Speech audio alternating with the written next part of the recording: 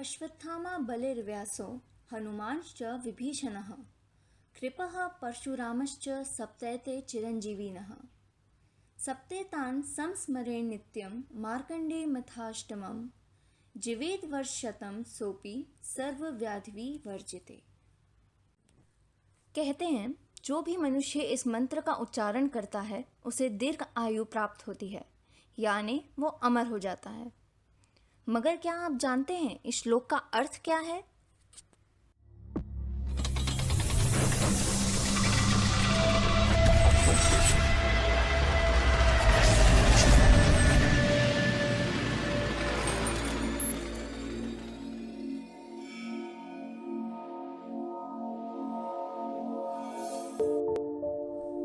नमस्ते, beyond the story में आपका फिर एक बार स्वागत है।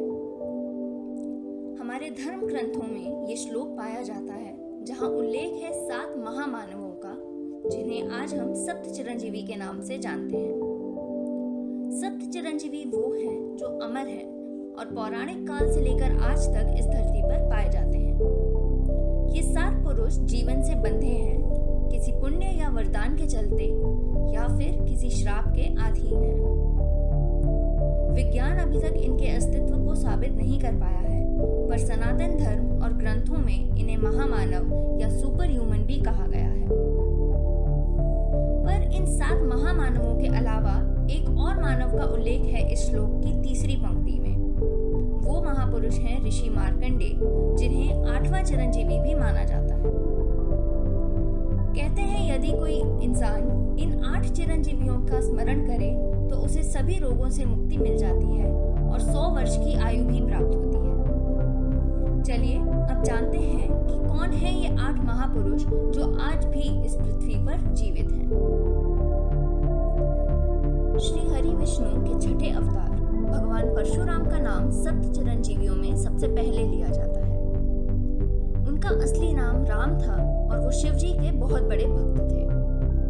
उनकी तपस्या से खुश होकर भगवान शिव ने उन्हें अपना एक हथियार फरसा उपहार में दिया था और इस उपहार की वजह से राम का नाम हुआ परशुराम। इनका जन्म रामायण काल से भी पहले हुआ था, लेकिन चिरंजीवी होने की वजह से रामायण और महाभारत काल में भी ये नजर आते हैं। परशुराम के 2 सबसे प्रसिद्ध शिष्य रहे हैं भीष्म पितामह और सूर्यपुत्र कर्ण। राजा बलि एक बड़े ही दानवीर राजा थे और वे भक्त प्रहलाद के वंशज थे। अपने शौर्य से उन्होंने तीनों लोकों पर अपना राज कर लिया था, लेकिन देवराज इंद्र के कहने पर विष्णु जी ने वामन अवतार लिया और बलि से 3 पग जमीन मांगी। वामन ने 2 पगों से पूरी दुनिया समेट ली और तीसरा पग राजा बलि के सर पर रख दिया। राजा का ये दान देखकर विष्णु जी प्रसन्न हुए और उन्हें चिरंजीवी होने का वरदान दिया। पवन पुत्र हनुमान शिव जी के 11वें अवतार थे। हम सभी ने रामायण में उनकी शूरता और भक्ति का प्रमाण तो देखा ही है। श्री राम के सबसे बड़े भक्त होने के कारण सीता हरण के बाद श्री राम का संदेश सीता जी तक पहुंचाने का काम उन्हें ही सौंपा गया था। मां सीता ने श्री राम का संदेश सुनने के बाद हनुमान जी को अमर होने का वरदान दिया था। हम हनुमान जी का उल्लेख महाभारत में भी देखते हैं, जब वो अपने भाई भीम के समक्ष आते हैं। आज भी कई लोग उन्हें देखे जाने का दावा करते हैं।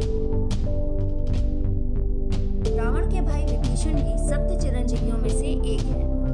वे भी श्री राम के भक्त थे और सीता हरण का विरोध करने पर रावण द्वारा लंका से निकाल दिए गए थे।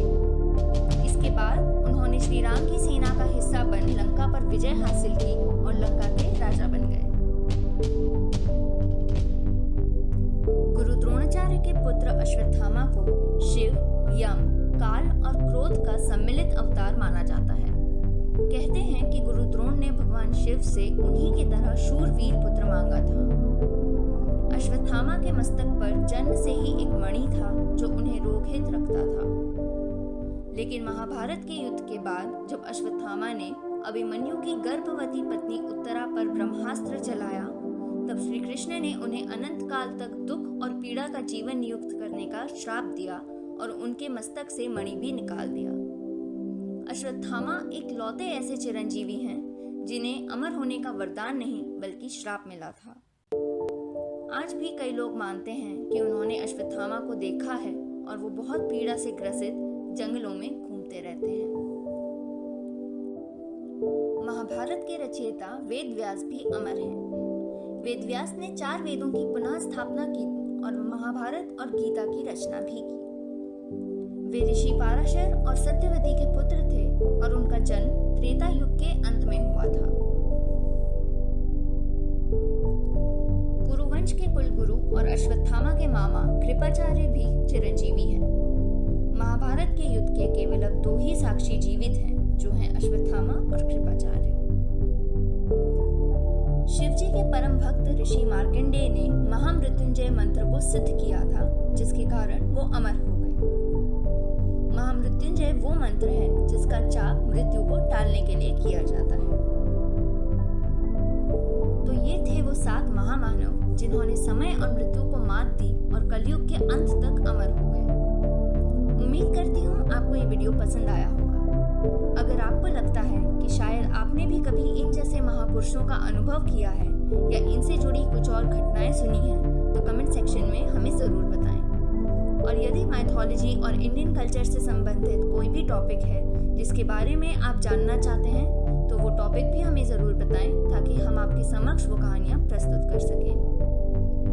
हम फिर लौटेंगे इससे भी दिलचस्प और अनोखे किस्सों के साथ। तब तक के लिए नमस्कार।